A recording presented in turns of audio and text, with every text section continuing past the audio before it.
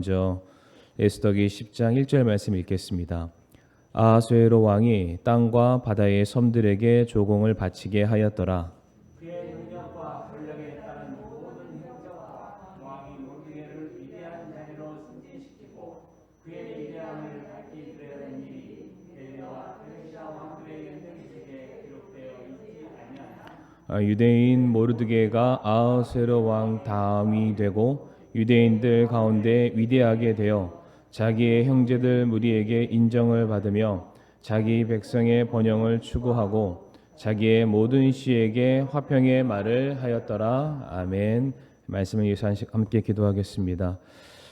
고맙고 사랑이 많으신 아버지 하나님, 참 2022년도 이 한 해가 또 저물어가고 있습니다. 참 저희들 올 한 해 하나님께서 우리들의 삶에 베풀어 주신 그 은혜와 사랑을 기억할 수 있게 하여 주시옵소서. 이 세상은 갈수록 하나님의 이름을 찾아볼 수 없고 하나님의 영광을 참 사람들이 드러내기보다는 그것을 감추려 하고 있지만 여전히 이 모든 역사 가운데 하나님은 지금도 일하고 계시며 자기 백성들을 구원하고 계시는 능력 많으신 또 사랑의 하나님이심을 저희들이 믿습니다. 이 에스더기 말씀을 통해서 우리들에게 가르쳐 주시는 교훈을 우리가 잊지 않게 하여 주옵시고 늘 언제나 우리와 동행하시는 하나님을 우리가 기억하고 우리가 그분의 영광을 위해서 살아갈 수 있는 복된 믿음이 이 자리에 있는 우리 사랑하는 모든 성도님들에게 있게 하여 주시옵소서. 예배의 시간을 온전히 주님의 손에 맡겨드리오며 모든 말씀 살아계신 우리 구주 예수님의 이름으로 기도를 드리옵니다. 아멘. 자리에 앉으시겠습니다. 오늘은 드디어 에스더기 이제 마지막 장 10장 1절부터 3절까지 말씀 통해서 제목이 참 이게 낯설죠. 굿바이 에스더라는 제목으로 함께 우리가 이 시간 은혜를 나누도록 하겠습니다. 제가 지난번에도 그런 말씀을 드렸지만은 우리가 신앙생활 하면서 예배 가운데 과연 얼마나 많이 에스더기 전체를 다룰 수 있는 기회를 우리가 갖게 될까? 대부분 우리가 에스더기 하면은 그 에스더의 위대한 신앙 고백이죠. 죽으면 죽으리이다. 이제 이것과 관련된 사건을 우리가 기억하거나 아니면은 하만이 모르드게를 죽이기 위해서 기다란 장대를 준비했으나 그가 자기의 계략에 넘어가서 자기의 장대에 자기가 걸려 죽었다. 우리가 이 정도의 사건만을 에스더기를 통해서 발견하고는 있습니다. 예를 들어서 우리가 지난 시간과 그 지난 시간에 불임절에 대해서 배웠는데 우리가 뭐 성경을 통해서 불임절을 안 배운 적은 없겠지만은 그러니까 솔직히 잘 기억도 안 나고 배웠는가 하는 그런 내용들. 그래서 그러한 차원에서 오늘 이제 드디어 에스더기를 우리가 전반적으로 다룰 수 있는 기회가 있었고 함께 저희가 이제 에스더기를 오늘 이제 마무리하는 시간이 되는데 오늘은 전체적으로 에스더기를 다시 한번 총괄해보는 마무리하는 그런 시간을 우리가 갖도록 하겠습니다. 에스더기 이제 그 이름은 이제 오늘 본문의 주인공인 에스더의 이름을 따서 이 성경 말씀이 이제 기록이 되어 있는데 원래 우리는 읽기를 에스더라고 읽지만은 이 이름이 이제 이시타르라는 그 바벨론식 페르시아식 이름에서 이게 유래가 되었다고 합니다. 뭐 잘 기억을 안 하셔도 괜찮지만은 그러니까 이시타르가 무엇을 상징하는 뜻이냐면은 바벨론의 사랑과 전쟁을 관할하는 신의 이름에서 그 이름이 유래가 되었다고 합니다. 성도 여러분들, 유래가 어찌 되었든지 간에 실제 에스더의 삶을 돌아보게 되면은 그녀의 이름의 뜻대로 그녀의 삶의 사랑과 전쟁이 끊이지 않았다는 것을 우리가 알 수가 있습니다. 아하수에로 왕의 전폭적인 지지와 사랑을 받아서 에스더가 페르시아의 왕후의 자리에 오르게 되었고 또 동시에 자기의 민족 동포인 유대인들을 보호하기 위해서 불임절이죠. 12월 13일과 12월 14일 페르시아와 전쟁을 벌이는 그 한복판에 서 있었던 인물이 바로 에스더였습니다. 그러니까 에스더가 이시타르에서 왔다는 것은 우리가 다니엘서를 기억하면은 크게 낯설지가 않습니다. 다니엘도 그곳의 이름이 벨드사살이라고 불렸던 것을 기억하실 텐데 혹시 벨드사살의 뜻이 뭔지 아십니까? 벨신이시여 왕을 보호하소서라는 그런 이름으로 불리게 되었습니다. 그러니까 실상은 에스더도 그렇고 다니엘도 그렇고 그 나라에서 그들이 원하는 신의 이름으로 불리기는 했으나 그들은 그 자리에서 하나님의 백성의 정체성을 잃지 않고 하나님의 영광을 드러내는 삶을 살아가게 되었다. 그러한 차원에서 저와 성도님들, 이 땅에서 우리가 자기의 이름을 가지고 있지만 우리에게 주어진 새로운 이름이 있죠. 바로 그리스도인이라는 이름이 저희들에게 다 주어졌습니다. 우리가 또 그것에 걸맞는 삶을 살아갈 수 있기를 바라고 그 이름의 주인 되시는 주님의 영광을 위해서 우리들의 삶이 귀하게 쓰임 받기를 간절히 바라겠습니다.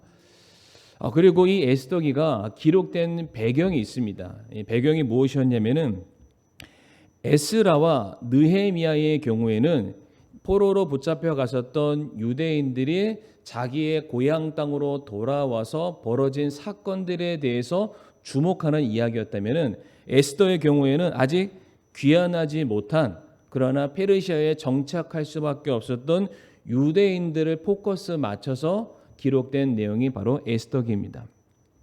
당시 페르시아에 살고 있었던 유대인들의 경우에는 페르시아라는 막강한 나라가 지배 통치하고 있는 이 세상 속에서 세상의 가치와 원리가 팽배한 그곳에서 하나님의 이름을 어디에서도 찾아볼 수 없는 그들이 이제 소망도 없이 그리고 고향 땅으로 돌아갈 이유도 찾지 못한 채 우리는 버림받았다. 우리를 구원하시는 하나님은 더 이상 우리와 함께하지 않으신다라는 절망적인 시기를 그들이 보내고 있는 그 가운데에 하나님이 여전히 그들을 향해서 관심을 갖고 계시고 그들을 구원할 계획을 갖고 계시며 뿐만 아니라 하나님의 이름을 발견할 수 없지만은 하나님이 아니시면은 결단코 일어날 수 없는 역사의 주인공으로서 하나님이 그들과 함께 하심을 계속해서 보여주는 모든 사건의 총집합이 에스더기라는 것을 우리가 알 수가 있죠. 그래서 제가 에스더기의 특징을 무엇이라고 말씀을 드렸냐면은 에스더기 안에서는 어떠한 단어를 찾아볼 수 없다고요? 하나님이라는 단어를 찾아볼 수 없다. 그러나 하나님이 아니고서는 절대로 일어날 수 없는 우연을 가장한 필연적인 사건들이 계속해서 연속적으로 기록되어 있다. 그래서 이 시간에 이제 1장부터 9장까지 어떠한 우연적인 사건들이 필연을 가장해서 계속해서 등장했는지를 이제 표를 통해서 한번 말씀을 드리도록 하겠습니다. 잘 보이시나요?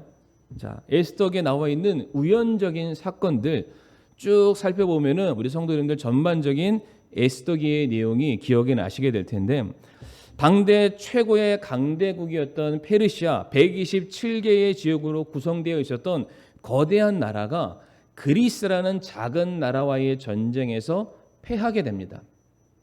철치부심 다시 2차전을 준비하기 위해서 아하수에로 왕이 온 나라의 지도자를 모아서 6개월간 잔치를 벌이게 되죠. 그 잔치를 벌이는 중에 왕후였던 와스디를 불렀지만은 와스디가 왕의 요청에 불응을 하게 됩니다. 그로 말미암아 그 자리에서 즉각적으로 폐위를 당하게 되죠. 그리고 그 빈자리를 오른 사람이 우리가 잘 알고 있는 에스더라는 인물이 올라가게 됩니다. 에스더는 당시 고아와 노예의 신분이었음에도 불구하고 당시의 정치적인 여러 가지 혼란으로 인해서 결국 왕후의 자리까지 올라가게 됩니다. 그리고 성도님들 기억나시는지는 모르겠지만 이 에스더가 왕후에 오르기까지 그녀 자신은 준비된 것이 거의 전무했습니다. 그러나 하나님께서 모르드게를 보내서 그녀에게 신앙 교육을 시켜주셨고요. 또 그녀가 왕후로서 준비되는 과정 속에서 이미 아하수에로 왕의 눈에 사랑스럽게 보이게 만들어주셨고 또 그녀를 돕는 세력들이 있었음을 우리가 말씀을 통해서 이미 확인을 했습니다. 그리고 그 다음 사건이 뭐라고 되어 있습니까? 모르드게에 대해서 집중을 하고 있는데 모르드게는 아하수에로 왕의 암살 시도의 음모를 그의 귀에 하나님께서 들리게끔 만들어 주셨습니다. 그러니까 왕을 암살하는 이 사건은 은밀하게 진행되어야 되는 그런 일입니다. 그럼에도 불구하고 모든 것이 노출된 장소에서 모르드게로 하여금 우연치 않게 그 사건을 듣게 함으로 말미암아 아하수에로 왕을 살리는 엄청난 공로, 업적을 세우게 만드시죠. 그런데 이 공로가 바로 그 자리에서 어떠한 보상과 대가를 얻지 못하게 됩니다. 나중으로 밀리게 되죠. 이건 역시 우연에 속한 필연적인 사건이라고 말씀을 드릴 수가 있습니다. 그리고 그때 당시 모르드게는 등용을 받지 못했지만은 하만이라는 사람이 어떠한 공로를 인정받아서 나라의 2인자 자리에 올라가게 되죠. 그때 총리가 된 하만과 성전의 문을 지키고 있었던 모르드게 사이에 어떠한 갈등이 벌어지게 되는데, 이 갈등의 성경적인 정확한 이유는 무엇이었냐면은 하만은 아말렉 사람이었습니다. 그러니까 하나님께서 저주하시고 진멸하라는 바로 아말렉 족속, 이스라엘의 원수였던 그 아말렉 사람 하만을 향해서 모르드게는 결단코 절을 할 수가 없었던 것이고, 그로 말미암아 하만이 그 마음속에 분노가 일어나서 모르드게를 죽이고자 복수국을 준비하게 됩니다.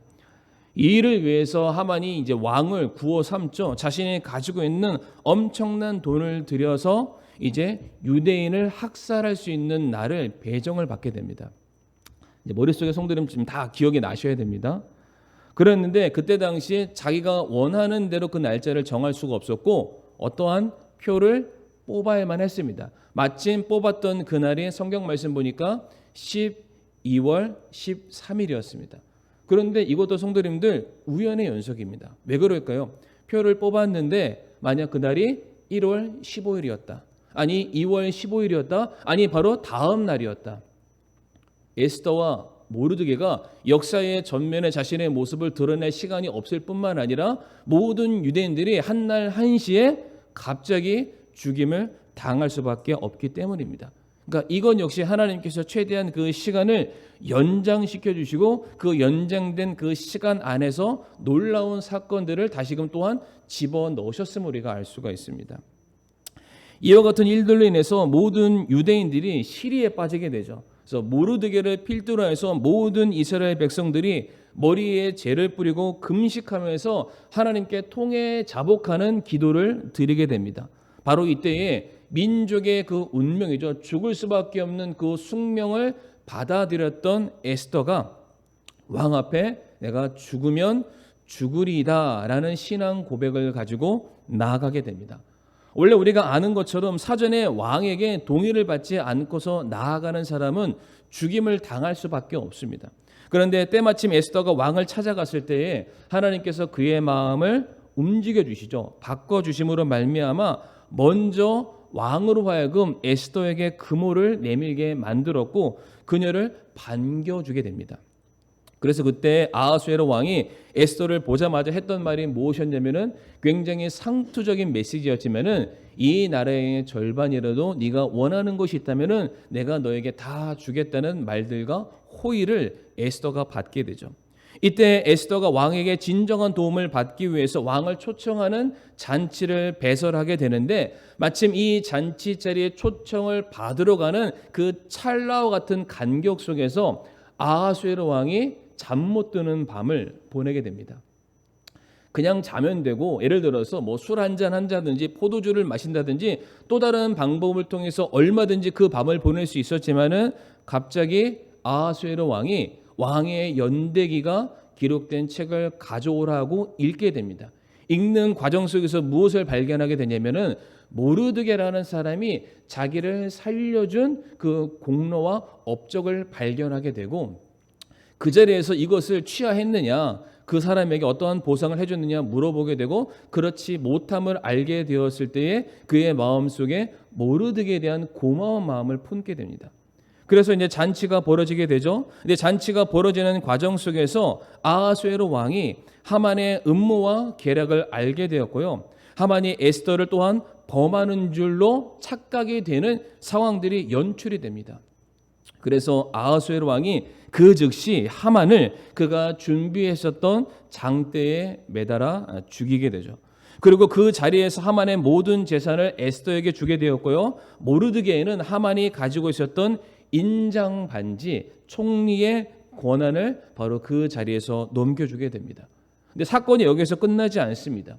이미 하만으로 말미암아 페르시아 전역에 유대인의 총학살을 명령하는 조서가 이미 다 전해진 상황이었습니다. 이제 운명을 돌이킬 수 없는 상황이 되었는데 바로 그때 에스더와 모르드게가 왕에게 요청을 하죠.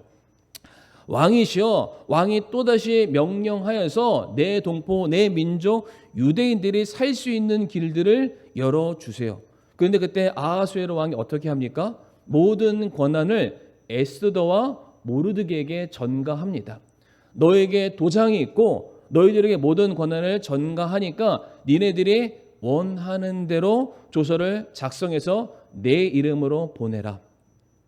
이게 한 나라의 왕, 당시 천하를 다스리는 왕이 이처럼 무책임한 행동을 하셔는 안 됩니다. 모든 정황을 알고 자기가 정확하게 명령을 하다라는 것이 맞는데 이때 아하수에로 왕의 마음을 하나님께서 움직여서 철저하게 유대인 편에서 이득이 되는 조서를 다시금 보내게 되죠.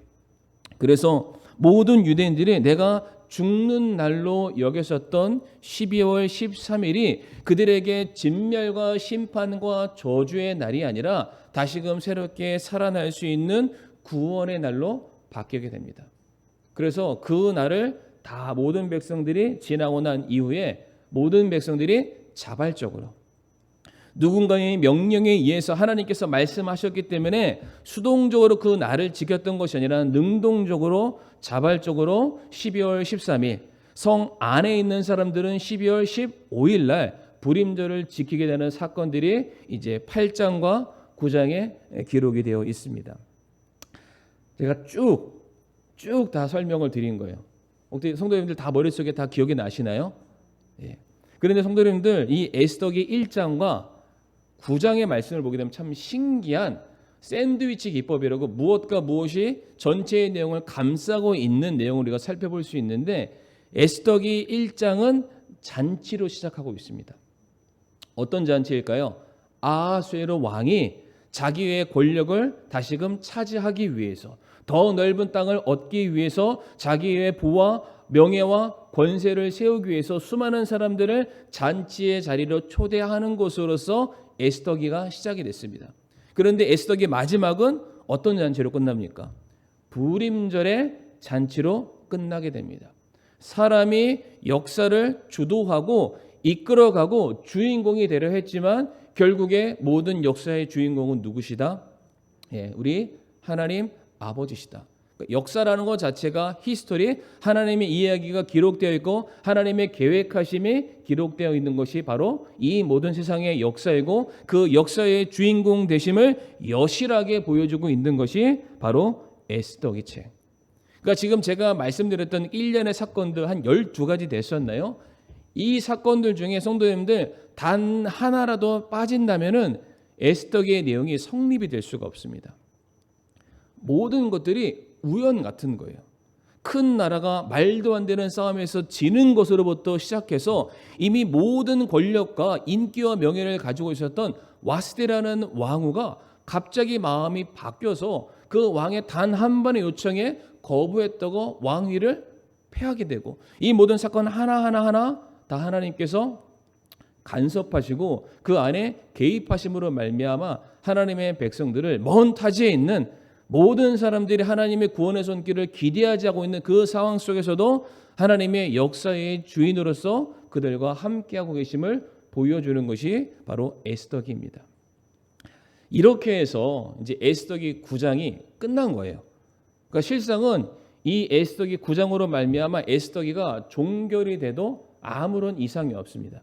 그런데 지금 맨 뒤에 보면은 에스더기 10장 말씀이 짠 하고 등장하는데 총 몇 절로 구성되어 있었나요? 3절까지이죠. 성도님들 저랑 같이 한번 읽어보셨으니까 그 내용을 보건데 뭐 특별한 내용이 있었나요? 별로 특별한 내용이 없었습니다. 그냥 앞에 있었던 내용을 다시 한번 복습하는 듯한 내용만 기록되어 있는데 지금 이게 무엇과 같냐면 영화로 따지면은 이제 에필로그에 해당됩니다. 영화 보면은 이제 막 주인공들이 나와서 뭐 적을 물리치거나 로맨스 영화면은 남녀가 막 사랑해서 딱 어떤 다이나믹한 상황이 딱 끝나고 나서 갑자기 끝나면은 재미가 없잖아요. 그러니까 영화 맨 끝에 가면은 그로부터 10년 후 아니면 이 사건이 끝나고 난 다음에 주인공이 여주인공과 행복한 가정을 뭐 꾸렸다든지 주인공을 그토록 괴롭혔던 그 악당의 결말이 어떻게 되었다든지 이런 것들을 영화 맨 끝에 짧게 붙여놓은 에필로그. 지금 이 에스더기 10장의 내용이 정확하게 에필로그에 해당되는 부분입니다. 특별히 오늘 10장 1절 말씀 보시게 되면은 하나님께서 지금 어떠한 사건을 우리에게 보여주고 계시냐면은 10장 1절 말씀에 아하수에로 왕이 땅과 바다의 섬들에게 조공을 바치게 하였다라고 말을 하고 있습니다. 지금 왕이 자신이 통치하고 있는 모든 지역의 사람들에게 조공을 바치라고 명령을 한 겁니다. 그러니까 이게 너무나도 당연한 거죠. 나라가 조공을 받는다는 것은, 세금을 받는다는 것은 나라를 운영하는 일에 있어서 가장 기본적인 것입니다. 그런데 이 말씀을 보게 되면은 왕의 통치가 제국의 모든 지역까지 이르게 되었고, 모든 나라가 안정적인 생활, 평화롭고 안정 궤도에 올랐기 때문에 왕의 백성들로 하여금 세금을 요청할 수 있었다는 겁니다. 이게 성경 신학자들에 따르면은 에스더기 1장의 페르시아의 통치 구역과 에스더기 10장에서의 페르시아의 통치 구역이 훨씬 더 넓어졌다고 합니다. 그러니까 성도님들, 우리가 지금까지 에스더기를 살펴봤을 때 아하수에로 왕의 권력이 어떠했습니까? 그의 리더십이 어떠했나요? 전쟁에서 패했고요. 자기 마음대로 안 되니까 왕후를 그냥 막 뒤집듯이 바꾸는 그런 사람이기도 했고요.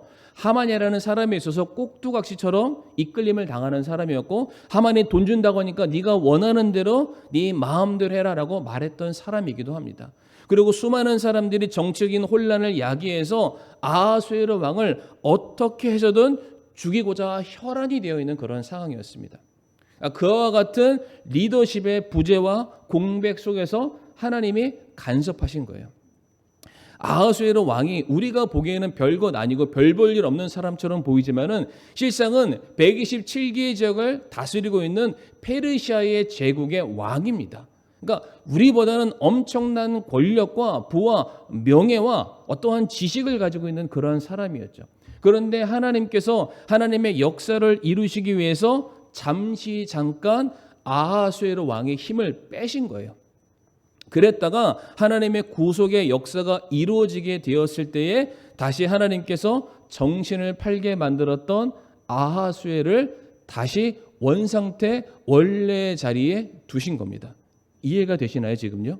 그러니까 그 잠시 잠깐 하나님께서 무엇인가 아하수에로 하여금 혼미하게 만드는 거죠. 힘을 빼고 정치적인 공격이 들어오게 만들고 전쟁에서 패하게 만들어서 평상시 그였으면은 절대로 허용하지 않았을 그 일들이 일어나게 되었다가 그 모든 일들이 일어나게 되자 하나님께서 원래 아하수에로 왕의 모습으로 만드신 거예요. 그래서 이어지는 2절과 3절 말씀 보게 되면 어떤 말씀이 기록되어 있냐면은 아하수에로 왕이 모르드게를 자기 다음 가는 총리로 임명했다라고 되어 있습니다. 그런데 이미 이 사건은 8장과 9장에 이미 나와 있는 사건이죠. 근데 이게 뭘 얘기하냐면은 8장과 9장에서는 굉장히 은밀한 자리였습니다. 하만이 죽임을 당하고 에스더와 아하수에로 왕과 모르드게와 어떠한 측근에 관련되는 사람들만 모여있는 자리에서 모르드게에게 하만의 권위를 이양한 것입니다. 그런데 이것을 이제는 공적인 사적인 자리에서 위임했던 이 모든 권력을 공적인 자리에서 그대로 유지시키도록 만방이 모르드게라는 사람이 어떠한 사람인지를 알게끔 선포했다는 것이죠.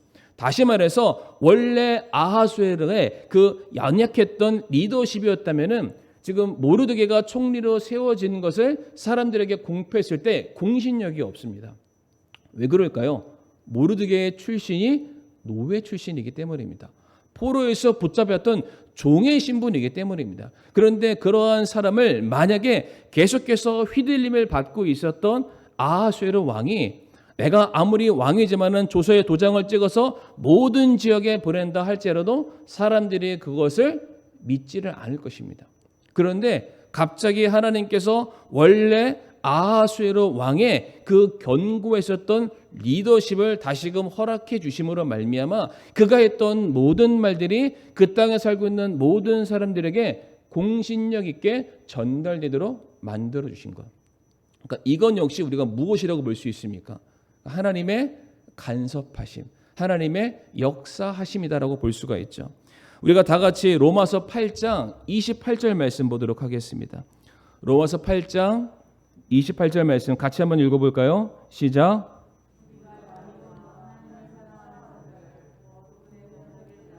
부르심을 받은 자들에게는 모든 것이 합력하여 선을 이루느니라. 아멘.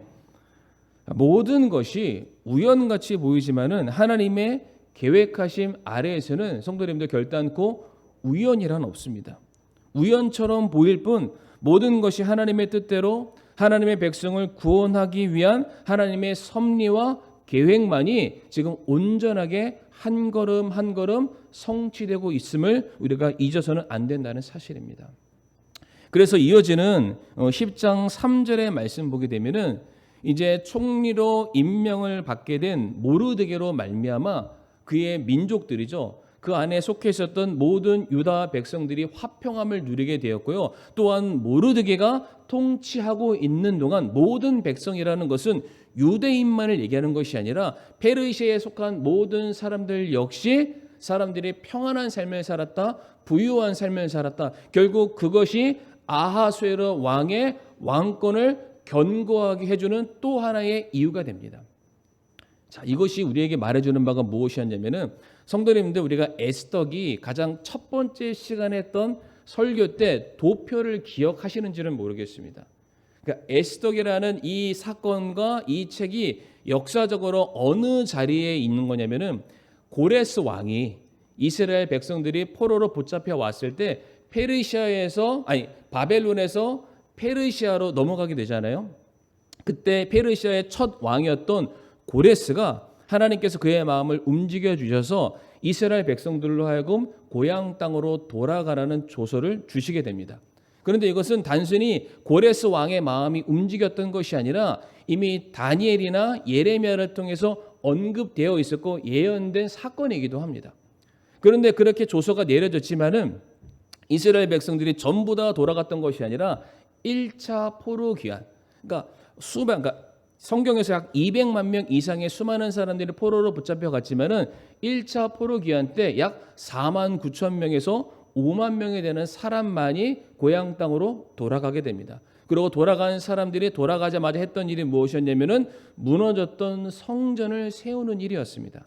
그래서 제가 첫 번째 시간에 뭐라고 말씀드렸냐면은 이미 고레스 왕의 칙령에 나왔고 고향 땅으로 돌아간 사람들의 성전을 세웠으니까 마땅히 지금 페르시아에 살고 있었던 유대인들이 고향 땅으로 돌아가는 게 맞다. 근데 그들이 돌아가고 있지 않기 때문에 하나님께서 그들의 마음을 깨우쳐 주시기 위해서 그들의 삶 가운데 간섭하시는 사건이 에스더기였다라고 말씀을 드렸습니다. 그러니까 이 1차 포로 귀환 이후에 수십 년의 시간이 지남에도 불구하고 이스라엘 백성들, 페르시아에 살고 있었던 유대인들이 고향 땅으로 돌아가지 않게 됩니다. 그때 하나님께서 에스더라는 인물을 통해서 그들에게 환난을 허락하셨지만은 결국에는 우리가 돌아가야 될 고향 땅이 있음을, 그 땅의 주인 되신 하나님이 여전히 우리를 바라보고 계심을 알게 해주는 사건이 에스더기. 근데 이 사건으로 말미암아 이스라엘 백성들이 하나님이 우리와 함께 하심을 알게 돼서 드디어 어디를 향하게 되냐면은 2차 포로 귀환으로 넘어가게 됩니다. 그러니까 좀 복잡하죠. 간단하게 설명드리면은 지금 에스더와 모르드게, 특별히 오늘 본문에 나와 있는 모르드게가 자기의 상관이었던 아하수에로 왕을 향해서 최선을 다해서 충성을 다하고 자기가 다스리는 모든 백성들에게 신실함과 성실함을 보이고 그의 삶을 통해서 살아계신 하나님의 역사하심을 드러내게 되었을 때에 아하수에로 왕을 비롯해서 그 후대의 왕들이 선대 왕이었었던 고레스의 칙령을 그대로 인정해 주게 됩니다. 그래서 2차 포로 귀환이 일어나게 되는 것이고요. 또한 3차 포로 귀환이 계속해서 이루어지게 되는 것이다. 다시 말해서 하나님께서는 자기의 역사를 이루기 위해서 준비된 일꾼인 모르드게라는 한 사람을 보내셨죠.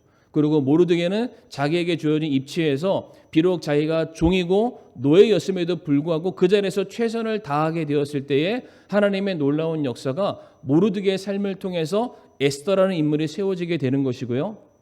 이스라엘 백성들을 구원하게 되는 놀라운 사건들이 연속되었다. 이와 같은 모든 내용들이 우리가 지금까지 살펴봤었던 에스더기를 통해서 우리가 확인할 수 있는 성경의 모든 내용이라고 말씀을 드리고 싶습니다. 그래서 말씀을 마무리하면서 지금 우리가 서 있는 이 모든 상황과 환경이 마치 지옥처럼 느껴진다 할지라도, 더 이상 소망이 없다라고 할지라도 우리가 잊지 말아야 될 반드시 놀라운 사건 하나, 우리들의 삶에 반드시 불임절이 나타나게 될 것이다. 하나님께서 우리를 건지시고 구원하시는 놀라운 역사가 우리들의 삶에 이루어지게 될 것이고, 이 세상 사람들이 그들의 잔치를 벌이는 것으로 인생의 역사가 끝나는 것이 아니라 하나님을 사랑하고 하나님을 의지하는 모든 백성들은 하나님께서 예비하시는 천국의 잔치자리로 올라가게 될 것이다. 우리가 이 사실을 믿고 확신한다면 지금 주어져 있는 모든 환경 속에서 하나님의 이름과 흔적을 찾지 못한다 할지라도 여전히 하나님이 우리와 함께 하심을 우리가 믿고 날마다 믿음 안에서 승리할 수 있음을 우리가 기억하고 그 믿음의 길을 걸어가는 저와 성도님들이 되기를 간절히 바라겠습니다. 그래서 이 시간에 우리가 요한복음 16장 33절의 말씀을 읽고 이 시간 말씀을 마무리하도록 하겠습니다. 요한복음 16장 33절 말씀 같이 한번 읽어볼까요? 시작. 너희에게 이 일들을 말한 것은 너희가 내 안에서 평안을 누리게 하려 함이니라. 세상에서는 너희가 환난을 당할 터이나 기울을 내라. 내가 세상을 이겼노라 하시니라. 아멘. 이 시간 머리 숙여서 함께 우리가 기도할 때에 세상은 우리를 위협하고 우리를 짓누르고 절망 가운데 우리를 이끌어가고 있지만 주님께서 우리에게 말씀하시기를 내가 너희에게 평안을 주기를 원한다. 환난을 당할 터이나 기운을 내라. 내가 너희를 반드시 건져 주실 것이다. 내가 그 하나님의 놀라운 구원을 붙들고 모든 신앙의 경주를 내가 온전히 걸어갈 수 있는 믿음이 저에게 있게 해달라고 이 시간 함께 머리 숙여 기도하는 시간을 갖도록 하겠습니다.